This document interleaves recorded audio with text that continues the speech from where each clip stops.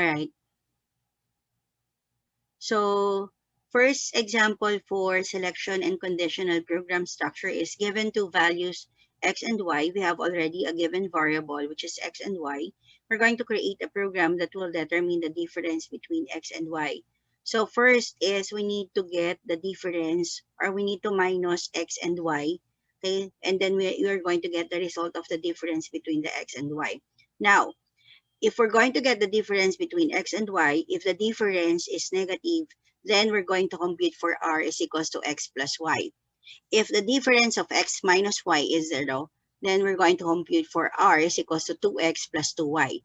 Then remember that 2x plus 2y is not yet the correct form of the equation when it comes to programming. So we should include the multiplication symbol or the asterisk sign for multiplying 2x and 2y. And lastly, if the difference of x minus y is positive, then we're going to compute for r is equals to x times y. Lastly, after identifying all those conditions, we're going to print out the values of x, y, and r at the end of the program. So in this case, again, so we need to declare the header file or the preprocessor directive IO sharp include IO stream using namespace std. So those two are always included in the program and then the main program. So inside the main program, we have the declaration statement and the executable statement. For the declaration statement, we're going to declare all those variables needed for the program. And here, we just want to declare variables x, y, and r as integer type. So in this case, I'm going to declare int, and then I'm going to use x, y, and r.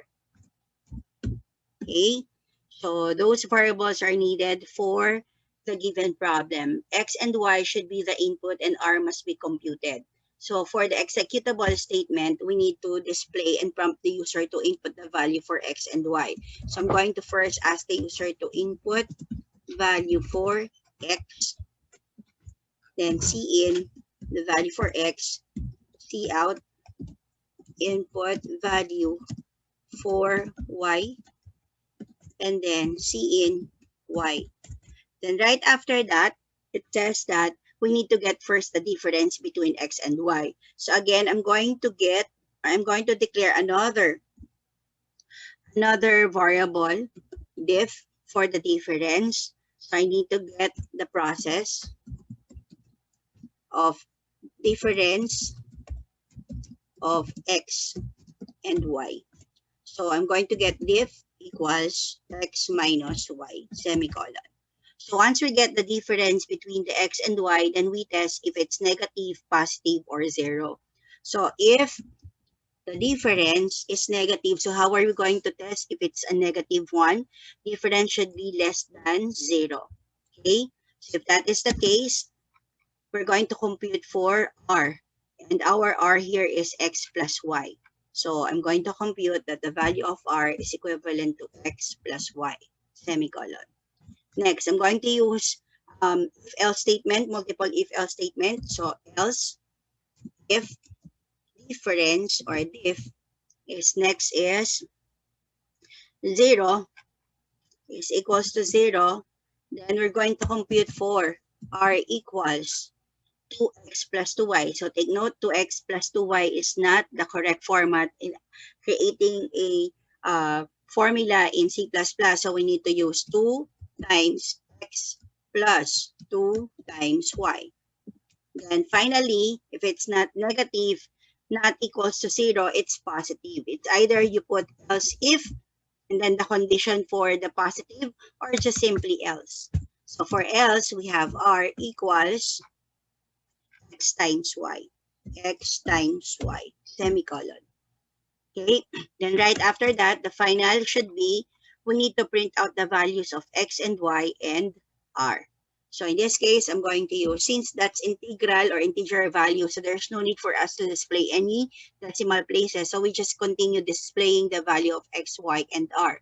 So cout x equals, and then x, I'm going to use NL, y equals y, another NL2, display the next value on the next line. And finally, the value for R equals R and L, then semicolon. Okay, so that's it. So let's try to run the code. So compile and run the code. So I'm going to name this as condition 1.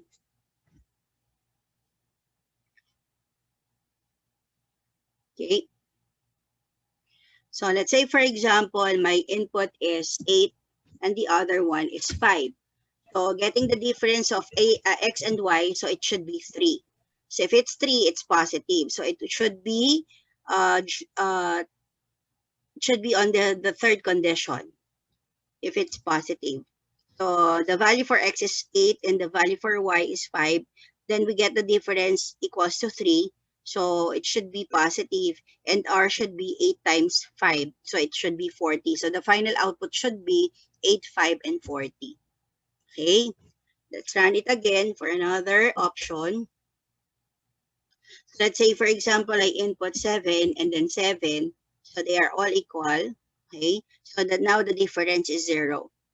So if it's equals to 0, then we are going to compute for r. So 2 times 7 plus 2 times 7. So 14 plus 14 is 28. So the final output should be 7, 7, and then 28, sorry.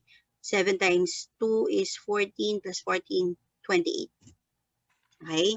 Then finally, the last one. For example, I input 8 and then here is 10. So it should be 8 minus 10, that's negative 2. For negative 2, it will fall under the first condition. So the final output will be x is 8, y is 10, and then r should be 18. Okay, so that's our first example.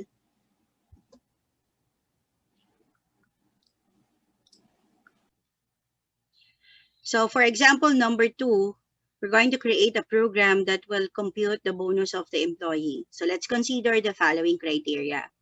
If the employee's monthly salary is 1,000 or less than 1,000 pesos, the bonus is just 50% of the salary. For the employees with salaries greater than or equals to 1,000, so automatically the bonus is 1,000 pesos. So we're going to output the corresponding bonus of the employee. So we're not going to display the monthly salary. We are going to just ask the user to input for the monthly salary.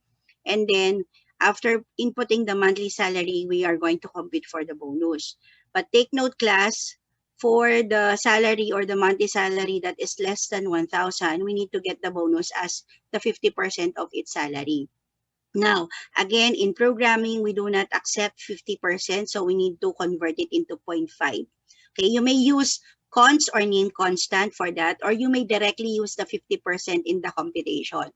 Just to use the const, I'm going to declare also icons here, no? So now, since this is a declaration statement, for the declaration statement again, okay, since we're talking about monthly salary, so this is currency or money, then I'm not going to make use of integer. Instead, I'm going to make use of double. Okay, then I'm going to make use of MSAL. MSAL is variable for my monthly salary. And then I'm going to make use of the bonus also as well. Okay, now, what about the 50%? I'm going to type here const double. Okay, and then let's say desk na lang. Okay, desk variable, and my variable is point signed as 0.5. That's 50%. So this is the 50%. All right, so I have the monthly salary, I have already the 50%, and I have already the bonus. So that's it, no?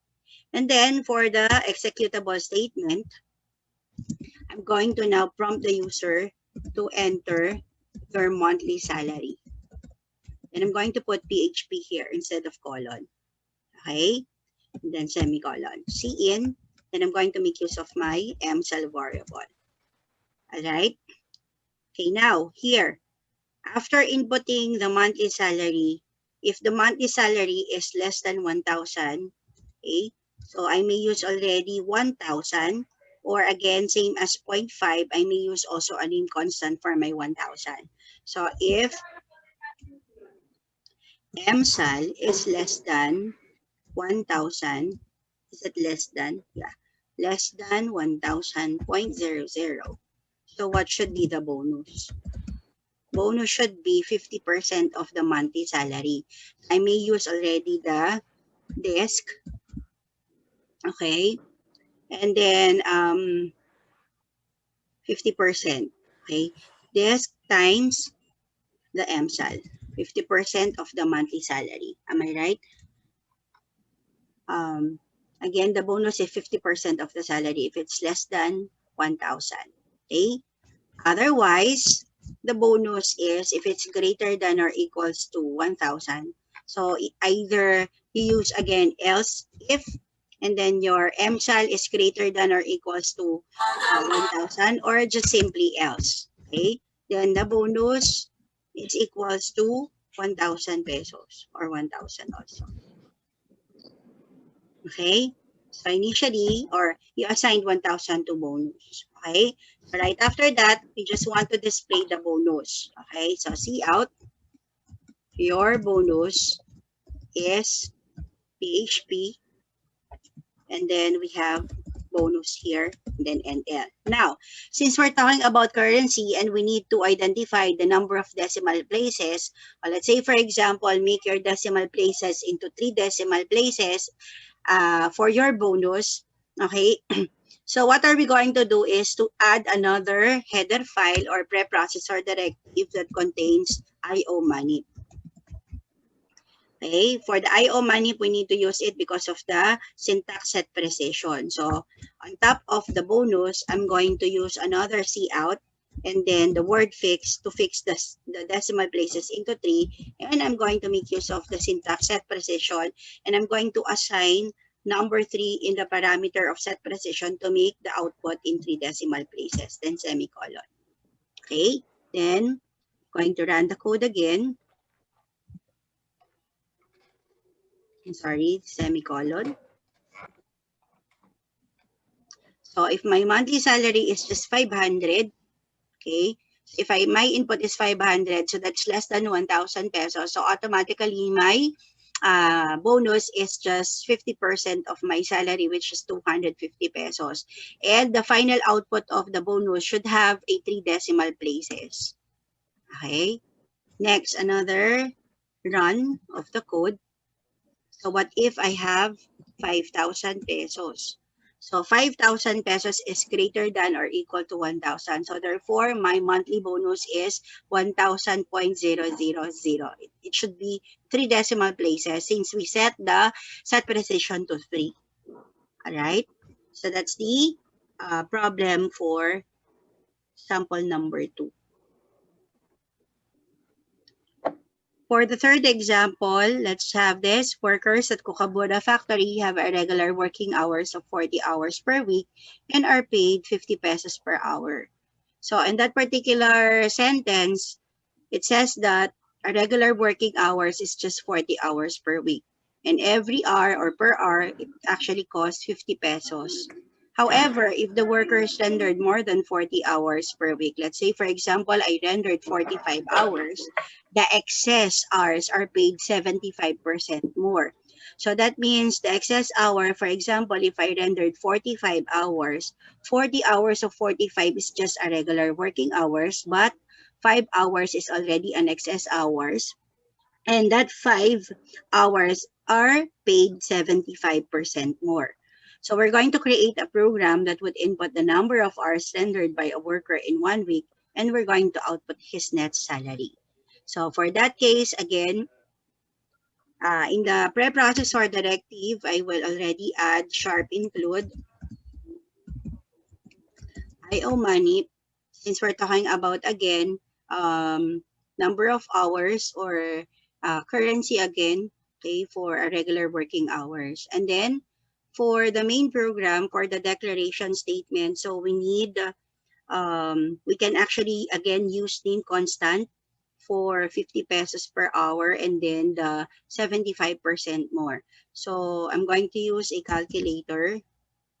So what's 75% more?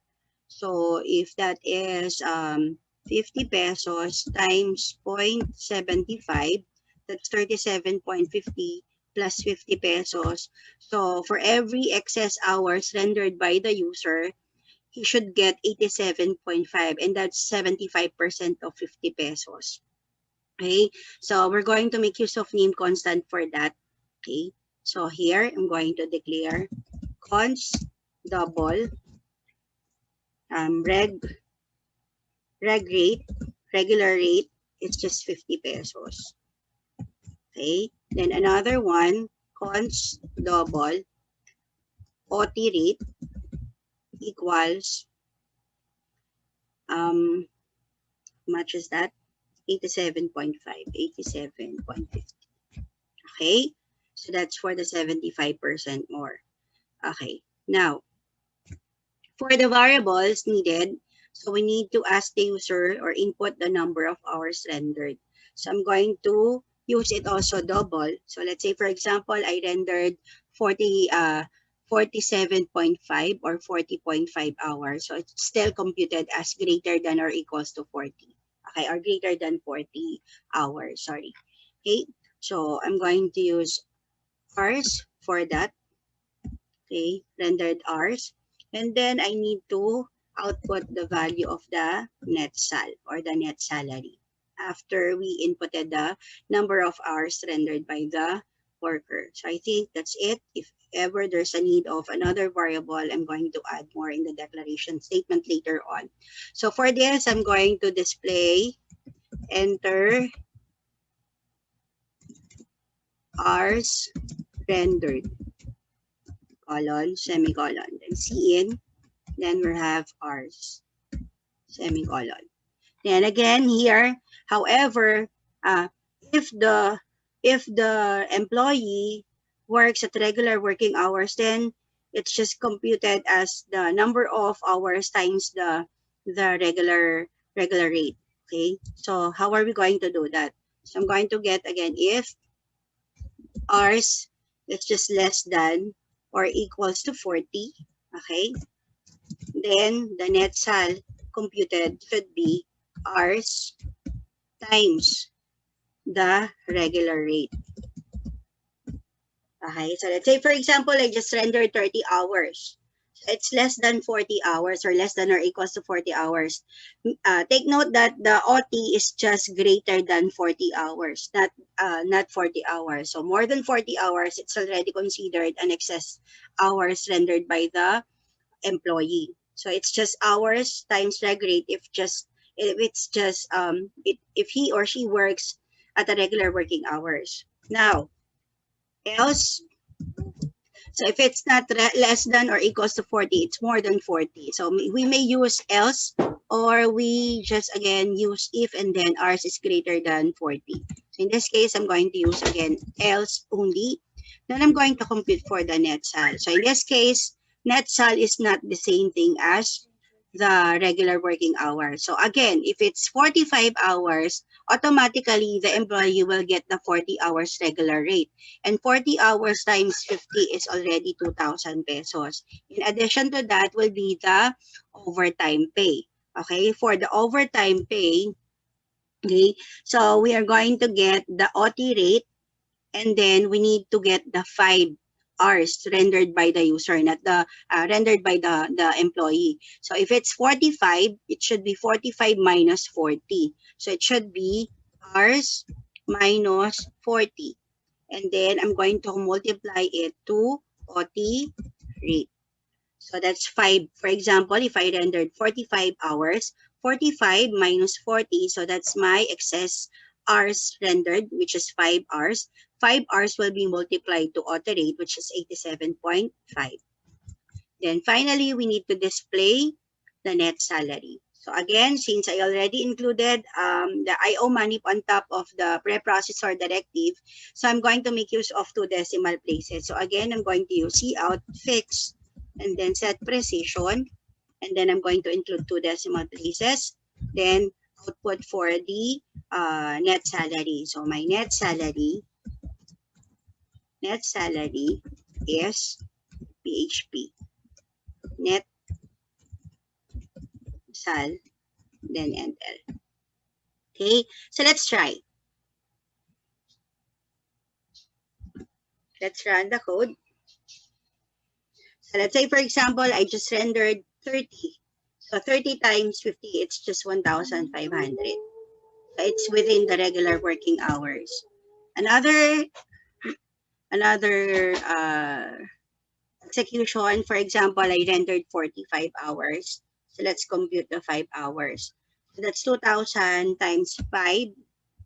5 times 87.5. So 437 plus 2,000 pesos. So that's 2,437.50. Okay? So make sure that your solution is the same thing when you put it in the calculator. Okay? So the output should be the same. So let's have example number 4. Make a program that will enter a letter or a character. Determine if the input character is a vowel or a consonant. Okay? The sample output should be, if I enter a character A, it will display you have entered a vowel letter. Okay? But if it's like, for example, a Z, a letter B, it should be a consonant letter. Okay? So how are we going to do that? Okay. So in this case, we have to have a declaration statement. And take note that our input is a character, so it should be declared as card type. Then I'm going to declare a variable let for the letter. Okay. And then we're going to identify if the letter is a vowel or a consonant. So how are we going to do that? Now, what if, ma'am, my input is a number? So what should be the output? So let's just add it, no? If the input value is not a letter, we have to prompt the user that his input or her input is not a letter. Okay, so we cannot identify if that character is a consonant or a vowel. So we need to prompt the user for that. So for the executable statement, I'm going to display first, enter a character. Then cin, and then I'm going to make use of let. Okay? Then I'm going to test first. So this one is new to you, no? So this is actually testing if the data, okay, this is part of data manipulation technique. If your input value is a character or is a letter, okay? So how are we going to do that? So we need to use if is alpha. Is alpha is a function or a predefined function in C++ that actually tests the character if it's an alphabet or not. Okay? So is alpha let. So we're going to test if it is an alphabet. Okay? If it's an alphabet, we're going to do something. So I'm going to use a compound statement for the if because we're going to test whether it is a vowel or a consonant. Else, if it's not an alphabet, we're going to prompt the user that let is not a letter. Okay? It's not a letter. Okay, so now, if it's an alphabet or if it's a letter, if let is a letter or an alphabet or included in the alphabet, so we need to have a statement here. So how are we going to put the statement? So I'm going to test if. How are we going to identify if the letter is a vowel or a consonant? So if my let is equals to capital A or let is equals to capital E or let is equals to capital I or let is equals to capital O and or let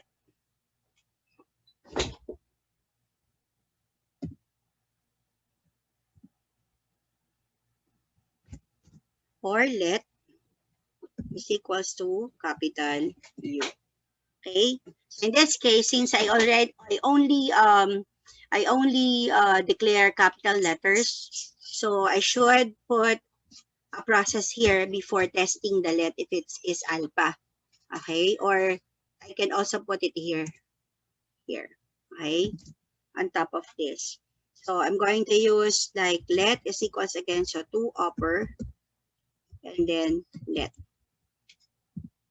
So before testing it, for example, my input letter here is letter A, and then it will test if it's an alphabet. If it's true, then we need to convert the let or the small letter A to capital A to make it, to test it in the condition. So if this is the condition, so we may already display that the let is a vowel. Otherwise, else, see out, let is a consonant,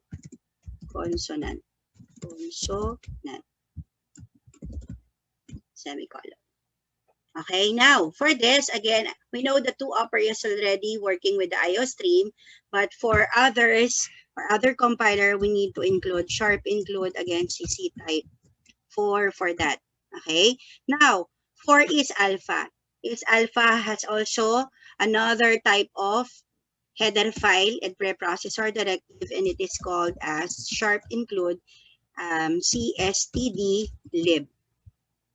cstd-lib. Okay? For S alpha to work properly, we need to put the header file cstd-lib. Okay, so we're done with our program. So let's run the code. What's the error? I'm sorry, I did not put semicolon here. Let's run the code. So enter a character. So let's say, for example, I input 3. So 3 is not an alphabet, so it will falls under 3. 3 is not a letter. Okay, let's run again the code. What if mom, exclamation point, or any other special characters? So since again, exclamation point is a punctuator, it's not an alphabet, so it will fall again under the statement of else, which is exclamation point is not a letter. So let's run again the code. Let's put it already in a character type. So let's, for example, a letter D. So letter D is an alphabet. So we test it already that letter D is alpha. So we're going to uppercase it because the testing conditions contains uppercase value. So in that case, once we press the enter key, D is not part of the vowel, but it's part of the consonant. So let's make another run. And this time I'm going to put capital E. So capital E is already included in the testing condition. So I may type capital E or small letter E. Okay. So when I press the enter key, E is a vowel. Okay. So that's our example number 4. For sample number 5, October 1, 2020 falls on a Thursday. We're going to make a program that would input a numeric day, 1 to 31 only. Let's try if it's 1 to 31, yeah. And output the day of the week of the day falls. For example, if 18, 18 is entered for the day, the program must display Sunday. If 20 was entered, Tuesday must be displayed, and so on and so forth. So here, if you're going to take a look at my calendar for October 2020, October 1 falls on a Thursday. What if, ma'am, I input 21? 21 falls on a Wednesday. So how are we going to do that? So the solution for this is not too long. We're going to make it short. In that case, I'm going to make use of an if-else statement solution. So before that, let me just have a simulation for that, no? So again, if this is Sunday, Monday, Sunday, Monday,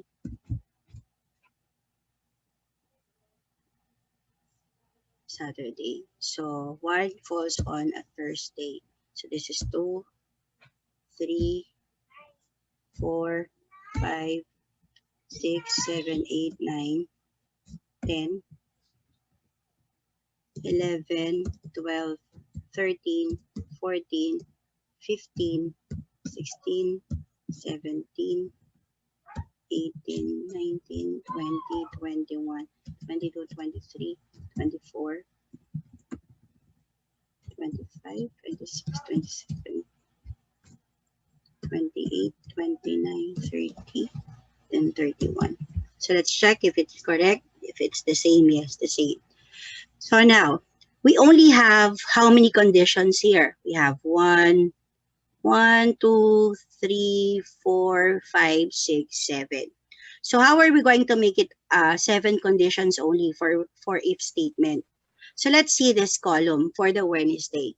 All Wednesday are all divisible by 7. So we can get the remainder. So if we are going to get the remainder, okay, remainder should always equals to 0 to get that the day falls under Wednesday. But how are we going to do that? Okay, so remainder will be equals to your input number, okay, and then modulo 7, semicolon. Okay, so when it is 0, it will fall under Thursday.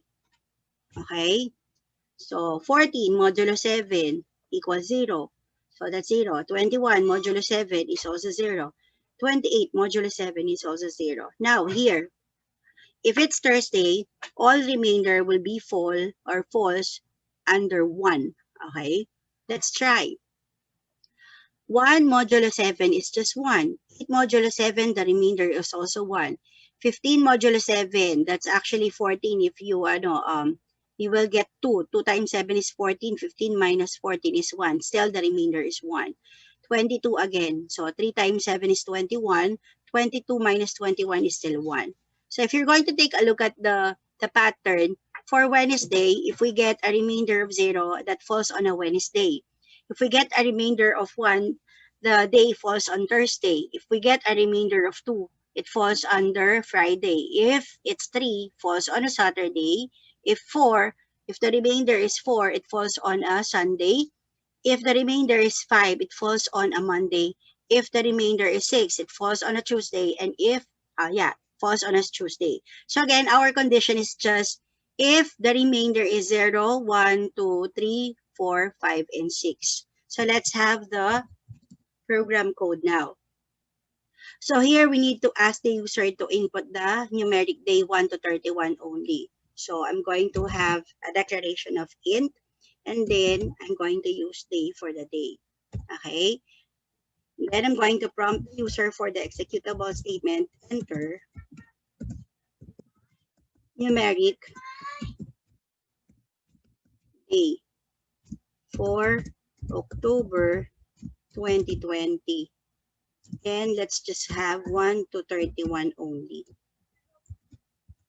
Okay, then I'm going to make use of cin and then day. Okay, then right after that, I'm going to test if my day is correct or not. So if my day is greater than or equals to 1 and my day is less than or equals to 31, that means it's a valid day. However, if the day is less than 1 or greater than 30, it will fall on the else statement and display cout day is not valid. So here we're already testing if the day is not valid or not. Now, if the day is between 1 to 31, okay, so that's actually a valid day. So we can already test here, okay, or we are going to process the day. So I'm going to make use of another variable and make it rem equals day modulo 7. Remember that we did that earlier on our analysis or in before doing the code. Okay, so if rem is equals to 0, so I'm going to display if it's 0, Wednesday. Since 7, 14, 21, and 28 falls on a Wednesday.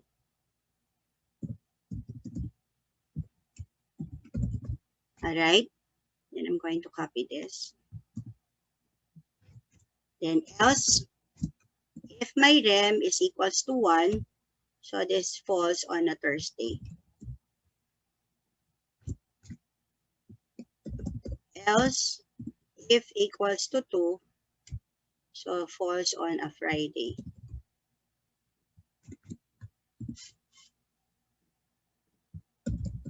Else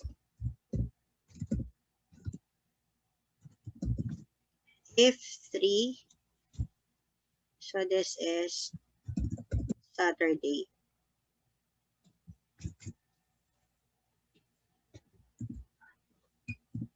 Else if 4, that's a Sunday.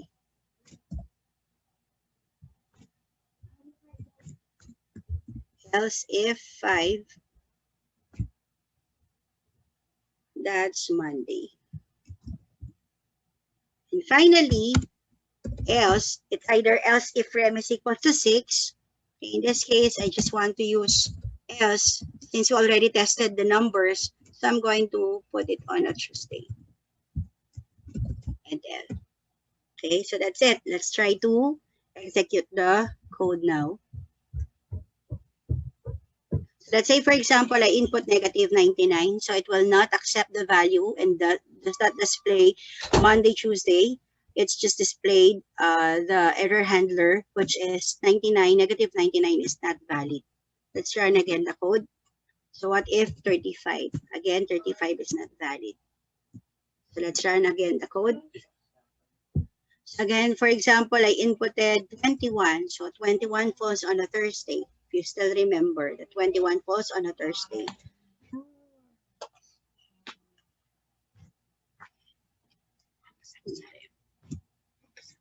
Wait, what happened? Let's run again the code. 21. So 21 falls on a Wednesday. Am I right? Okay. Yeah, it's Wednesday, 7. Okay. Then if I run again the code, so let's say, for example, let's have 27. 27 is on a Tuesday. 27 is Tuesday. Okay, so our logic is correct. So that's example number 5. So another example, same as example number 5, but this time we're going to make use of the switch case solution. So again, declaration will be int, and then day, and then again the rem. So again, we're going to ask the user to enter. So I'm going to copy and paste this condition again. This particular statement. So we need to have again an if statement. Okay. So again, if day is greater than or equals to 1 and day is less than or equals to 31, then we're going to do the Monday up to Sunday thing. Otherwise, we're going to display that this day is not valid again. Okay. So in this case, instead of using if else, I'm going to make use of the switch case statement. So again, I'm going to compute first for the rem. Rem is equals to day modulo 7. Then I'm going to make use of switch. So inside the switch, parentheses, I'm not going to make use of the day. Instead, I'm going to make use of the rem. Then for the rem,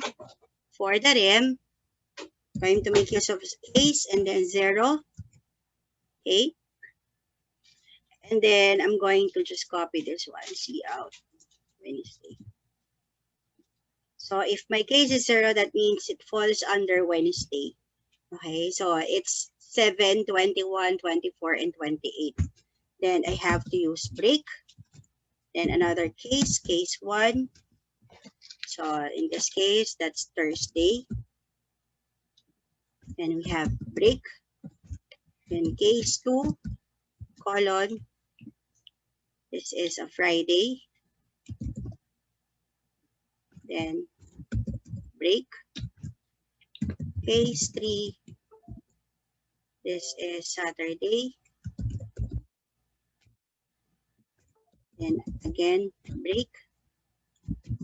Case 4. This is Sunday. break. Case 5 is a Monday. And break. And I have case 6, or you may use the default. So this is Tuesday. So there's no need for a break if that is the last case or the last default already. So you may opt to use the break here. That's fine. So this is again optional. Okay. So let's run again the code. So again, if my input value is more than 35, it should be invalid. If it's less than 1, should be invalid.